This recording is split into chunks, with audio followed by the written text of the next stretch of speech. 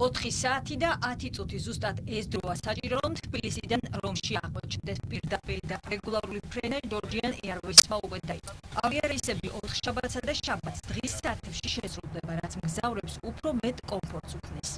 ხშირად გვიწევს ფრენების განხორციელება საქართველოს იტალიის მიმართულებით და გადაჯდომის სერვისი იყო ცოტა დისკომფორტი. ზეიმით მივიღეთ ეს რეისი, ძალიან კომფორტული იყო.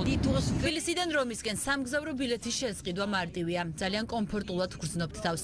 ბორტგამცილებლები არიან უნაკლო შესანიშნავი სავარძლებია მოზრდილი სივრცე. ალბათონებად ბატონებო მოგმართოთ ხომალდის მეთაური. უახლოვდებით რომის აეროპორტს. მადლობთ რომ სარგებლობთ ავიაკომპანია Georgian Airways-ის მომსახურებად. იტალიის უდიდეს აეროპორტში, რომელიც ყოველწლიურად 50 მილიონამდე მგზავრს ემსახურება, თბილისიდან პირველი პირდაპირი რეისით ჩაფრენილ მგზავრებს განსაკუთრებულად დახვდნენ.